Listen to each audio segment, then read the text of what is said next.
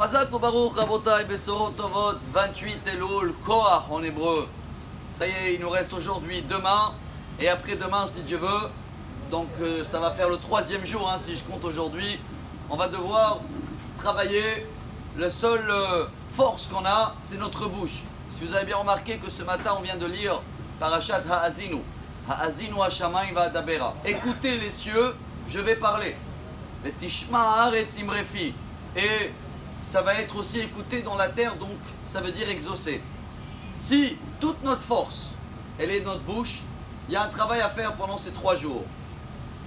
Ces 3 jours, il nous reste 2 jours, mais pour arriver au 3e jour comme il faut. J'ai lu hier, je n'ai pas trouvé la source, mais quelque chose de très beau.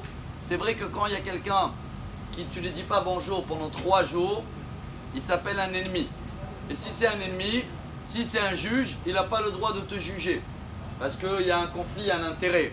Alors il y a quelqu'un, il a envoyé hier un message très beau, il a dit si tu arrives aujourd'hui, demain et samedi matin, tu n'as pas dit bonjour au Yetzer Hara pendant 3 jours, donc tu es fâché avec lui. Tu es fâché avec lui, Rosh Hashanah, il ne peut pas témoigner contre toi.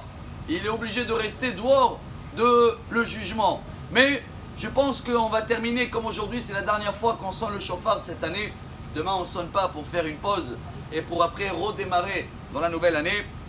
Remarquez bien que Rosh Hashanah, c'est que la bouche qu'elle travaille. Les prières, le chauffard, les simanim, tout ce qu'on va manger. Kippour, il y a tout le corps aussi qui travaille, il jeûne, etc. Donc c'est un travail différent. J'ai remarqué que tout ce qui est dans le seder de Rosh Hashanah, positif, il est en hébreu.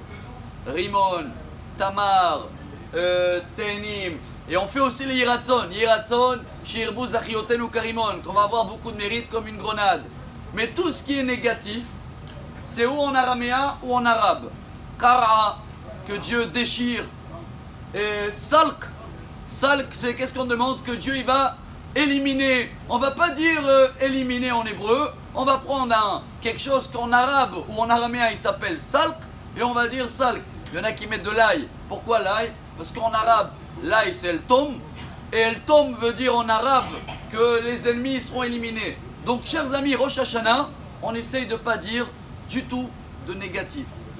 Et venez, on va essayer de travailler dès aujourd'hui avec le dernier son de chauffard de l'année, de faire comme la Torah elle fait.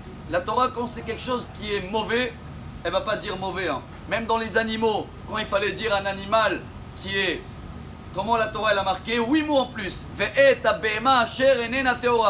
Et un animal qui n'est pas comme les bons animaux. Donc toi tu comprends qu'il est mauvais. Tout ça pour ne pas utiliser du négativité de notre bouche. Voilà, on a un travail à faire aujourd'hui, demain. Et comme ça, quand on arrive, Bezrat Hashem, Shabbat et dimanche pour la nouvelle année, tout ce qu'on va demander, les cieux, à Azin ou à Shamayim, il va d'Abera. Ils vont écouter, ils vont nous exaucer et on va avoir nous tous, Bezrat Hashem, une bonne année. Car ça fait 6 mois déjà qu'on protège notre bouche avec les masques. Maintenant, il reste que à protéger, même dans les paroles et la prière. Shana Tova, Yom Mevorach, Arbe Koach. Amen.